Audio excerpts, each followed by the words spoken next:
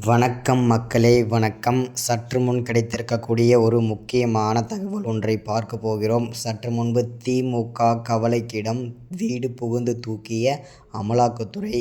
யாரை? திமுகவின் முக்கிய புள்ளியை அமலாக்கத்துறை அதிரடியாக வீடு புகுந்து தூக்கியிருக்காங்க.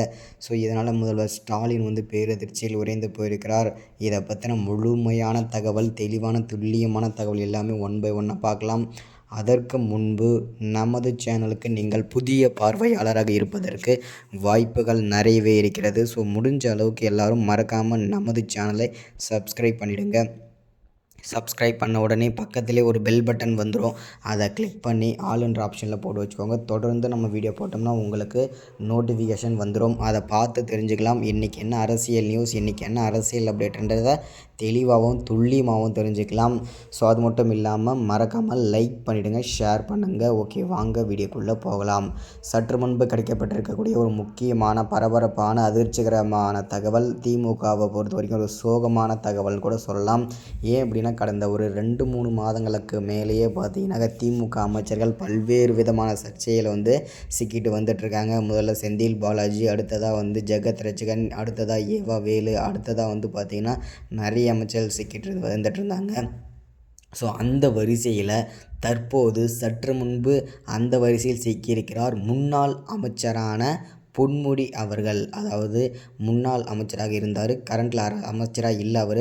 ஸோ அவர் பார்த்திங்கனாக்கா திமுகவின் முதல்வராக இருக்கும் ஸ்டாலினோட வலது கை அப்படின்னு கூட நிறைய பேர் சொல்லிகிட்டு இருக்காங்க.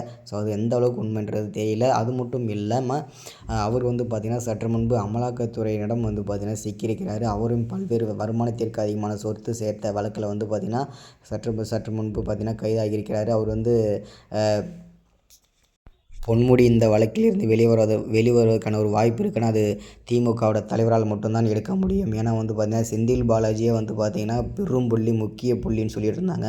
அவரையே பார்த்திங்கன்னா தற்போது புழல் சிறையில் கிட்டத்தட்ட 200 நாட்களுக்கு மேல் கடந்திருக்காங்க. அவரையே இன்னும் வெளியே கொண்டு வரல. இப்போது பொன்முடி. ஸோ இந்த மாதிரி பார்த்திங்கன்னா முக்கிய அமைச்சர்கள் எல்லாமே ஒருத்தராக பார்த்திங்கன்னா பல்வேறு சர்ச்சையில் அமலாக்கத்துறையிடம் சிக்கிட்டே வந்துட்டுருக்காங்க. அமலாக்கத்துறையிடமிருந்து திமுகவுக்கு ஒரு அறிவிப்பும் கொடுத்துருக்காங்க. இன்னும் பல அமைச்சர்கள் ஆதாரத்துடனும் அதிகாரத்துடனும் அதே மாதிரி பார்த்திங்கன்னா பதவி பறிக்கிற அளவுக்கு பார்த்திங்கன்னா திமுக அமைச்சர்கள் சிக்குவார்கள் என்று அமலாக்கத்துறை உறுதிப்படுத்தியிருக்காங்க. வெயிட் பண்ணி பார்க்கலாம், பொறுத்திருந்து பார்க்கலாம். யாரெல்லாம் அடுத்தடுத்து சிக்கிறாங்க, எந்தெந்த அமைச்சர்கள்லாம் சிக்கிறாங்கன்றத ஒன்று அடுத்தடுத்து நம்ம பார்த்தா தான் தெரியுமே. ஸோ அது மட்டும் இல்லாமல் முதல்வர் ஸ்டாலின் பேரதிர்ச்சியில் உறைந்து போயிருக்கு. ஏன்னா இந்த மாதிரி ஒவ்வொருத்தர் அமைச்சர்களாக போயிட்டு இருக்கும்போது இப்படியே போயிட்டு இருந்ததுன்னா கண்டிப்பாக திமுக ஆட்சி களைவதற்கான வாய்ப்புகளும் இருக்கிறது. அதை பற்றின அடுத்த வீடியோவில் பார்க்கலாம். சப்ஸ்கிரைப், லைக், ஷேர் பண்ணுங்கள்.